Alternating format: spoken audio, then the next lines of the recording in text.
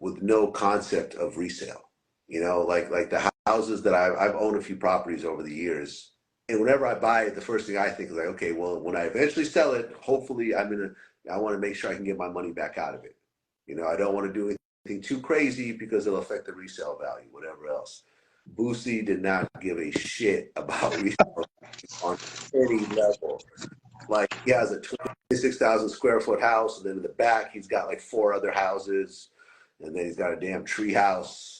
He's got a wishing well and 2 basketball fields, 2 basketball courts, a drive-in movie theater. Like, imagine trying to find a buyer for this in Atlanta, like, you know, in the outskirts of Atlanta, nowhere near a major city. Like, to be honest, like, you know what I mean? It's like he's really like in the outskirts. Imagine trying to find a buyer for this and trying to get your money back out. It'd be almost impossible. But that's what was the beauty of it, was that it's not about the resale value. It was like, yo, I'm going to build a house that I want, that I really want to live in. I want to put a bowling alley in it and a little freak room that all live there. And he named the streets after his kids and his dead homies. You know what I'm saying? And there was a tree house where his artists could stay at. And it was like, yo, like, he built this strictly for himself and nobody else. And, you know, and for his family, for future generations. And it's just so interesting to see someone go all in with their own ideas, you know, and their own passions, without having one foot in, one foot out. It's like, no, jumping in with both feet into what he believes in, I think, is amazing. And I think so. I mean, the first clip got 1 million views, and the full interview just got 1 million views. So I think that people are really just like, they're flabbergasted to see this. And I think that a lot of people are gonna be like, yo, I'm gonna do it like Boosie one day. I'm gonna get some land, and I'm gonna slowly. He was even saying in the first clip, he was like, yo, you know, when I got out of prison, I didn't have a lot of money, so I just bought the land. And then, okay, boom, I designed the house. Then, you know, every week, 20,000 here, 30,000 here, 40,000 here, 20,000, you know, slowly chipped away at it, paying for everything with cash, because he had already lost his house when he went to prison, when he had a mortgage. He figured out his mistakes. And it was like, yo, anyone could sort of take a piece of land and slowly build it up as the money comes in. And it's like, especially down south.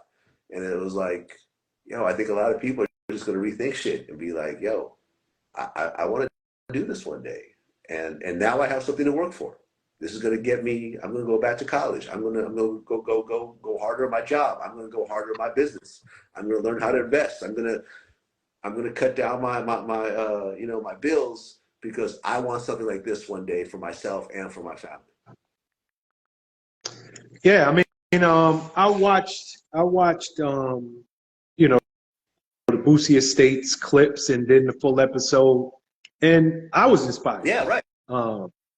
Yeah, like me myself, I'm looking at this guy walking.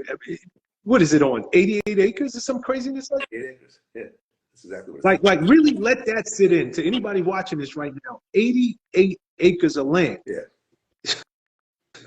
Wow. Yeah. Okay.